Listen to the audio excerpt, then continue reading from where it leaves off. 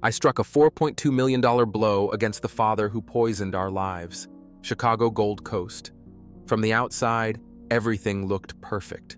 Luxury restaurants, lakefront penthouses, champagne glasses in the back seats of limousines. But from the inside, the three of us in that penthouse, my mother, my sister Chloe, and I, were simply prisoners of an elegant cage. My name is Daniel. Now I'm going to tell you the true face of Robert Sullivan. Not my father, but someone who pretended to be a father figure to us.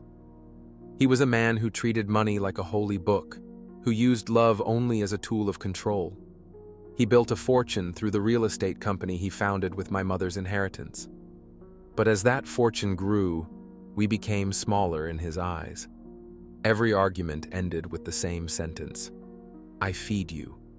This roof exists because of me. At first, even my mother couldn't stand up to him. For 10 years, we lived under that roof by silencing ourselves. But the truth came out at the most unexpected moment.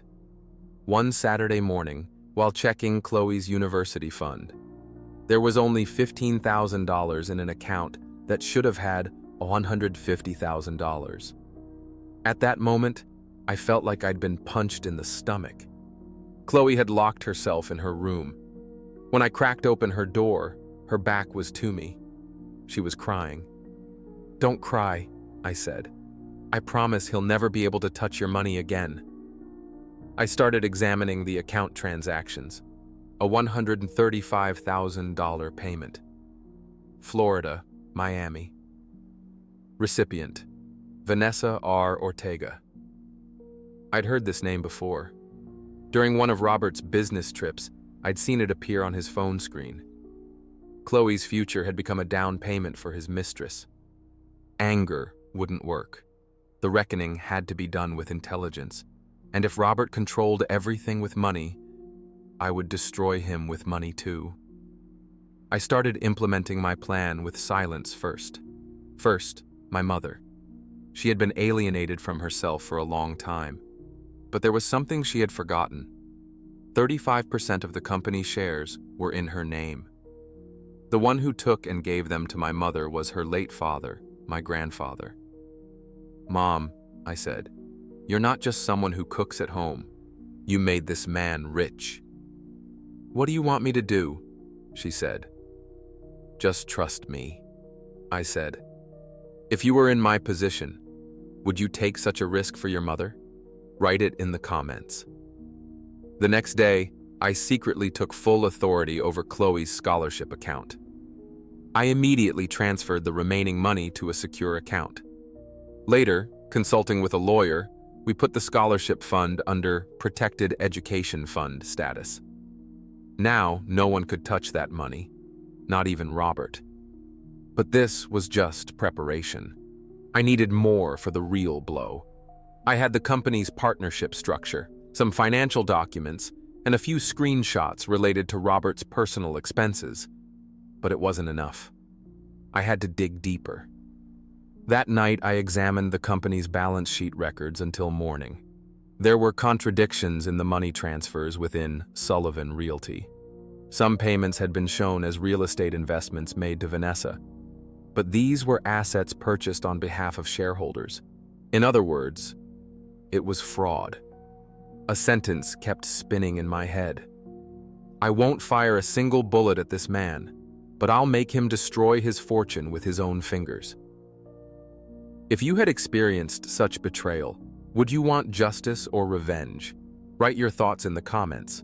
I had my mother's share transfer prepared by a lawyer, but the real issue was the balance within the company.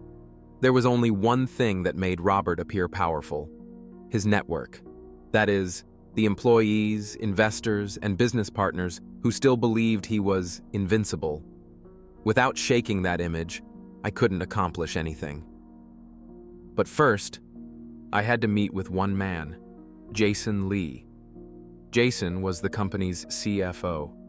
He appeared cold on the outside, but I still remember the look on his face when he once noticed Robert drawing company funds for Vanessa in the office. Disgust. I met with him under the pretense of a business dinner, Without even glancing at the menu, I handed him the documents. "Jason, you need to see this. This man is sinking the company using your signature." He examined the documents. His lips twitched. "No one has seen these yet, right?" "Not yet, but they will." "What do you want?" "Just for you to do what's right." 3 days later, Jason resigned. Shortly after, the COO and the marketing director quietly followed suit. No one made a scene, but from the inside, I knew the company was now like a yacht without a sail. Robert still couldn't grasp what was happening, but I knew he didn't trust me. One night, I saw him entering his office, checking his laptop. Supposedly, he was reviewing Chloe's scholarship fund, but one tab remained open. Application for a private credit limit increase. A full $500,000. I realized his new plan was to buy a yacht in Florida for his girlfriend Vanessa. A superficial investment, but his real goal? To regain the company's dwindling trust with a flashy PR stunt. For me, it was a golden opportunity. The next morning, I sent an anonymous tip to the SEC. Sullivan Realty is using investor funds for personal expenses. Internal sources have provided the attached evidence. I included Jason's resignation email, the payment receipts for Vanessa, and screenshots of invoices. Then, a phone call to Robert's bank. Credit limits issued under Sullivan's name should be reassessed. There is an ongoing SEC report. 1 day later, the bank reduced the limit from $500,000 to $50,000. And the final step, the official document for my mother's share transfer was now notarized. 35% of the shares belonged to her and 5% to me. But Robert still had no idea. If you enjoy these kinds of carefully planned justice stories, leave a comment, like, and subscribe. A Friday morning, the Chicago sun reflected off Lake Michigan, making the windows of Sullivan Tower gleam. Robert looked in the mirror, adjusting his expensive suit as always, spraying his cologne, polishing his image of power. Yet this tower, dazzling from the outside, was crumbling from within, and he still hadn't realized it. His plan for the day was clear. Fly to Florida with Vanessa, buy that expensive yacht at the marina, and then unleash a grand social media post. Our new investment, Sullivan Yachts. But here's what he didn't know. The SEC was watching him now. His bank limit had been frozen, and 3 senior executives from his company had vanished. At the marina office, Robert waited with a check in hand as the bank officer hesitated, looking uneasy. "I'm sorry, Mr. Sullivan. Your limit doesn't cover this transaction. The new limit is $50,000. Robert frowned. "No, this must be a mistake. I am the owner of Sullivan Realty." "You were..." Then came the second blow. "And you have a notification from the SEC. A formal investigation into your accounts has begun." Vanessa, standing beside him, widened her eyes. Robert shouted at the officials. But at that moment, someone walked through the door. Me. Beside me, a lawyer and an SEC representative. "Hello, Robert. Let's not waste time. I have documents offering you 2 choices. First, you hand over this company. The legal rights go to my mother. Your shares are worth close to 0 now. But we won't put you through a trial. The other option..." I paused for a moment, looking straight into his eyes. "The SEC and the state prosecutor are charging you with fraud, embezzlement, and investor deception. Plus, a tax evasion case is being opened. And the worst part? Vanessa is leaving." Which do you think Robert chose? What would you do in a moment like this? Leave your thoughts in the comments. Don't forget to subscribe and like the video to follow the rest of the story. Sweat beads trickled down Robert's forehead. He read the documents. Vanessa glanced at him, then picked up her bag and left. She really walked out the door. This was a game, yes, but a game played by waiting for the perfect moment. Finally, he signed. And just like that, 10 years of control ended with a single signature. Sullivan Realty was now in my mother's hands. We immediately sold the shares to a third investment group. My mother? She received $4.2 million in cash. Chloe's NYU tuition was paid. More than covered, actually. She even earned a scholarship. She was now a woman standing on her own feet. What does it feel like to watch someone who once controlled everything with money fall to pieces? Leave your thoughts in the comments. Robert? A month later, I heard he had opened a small real estate office in Florida. He and Vanessa had split up. The only thing left of his past luxury? A fake LinkedIn profile. And me?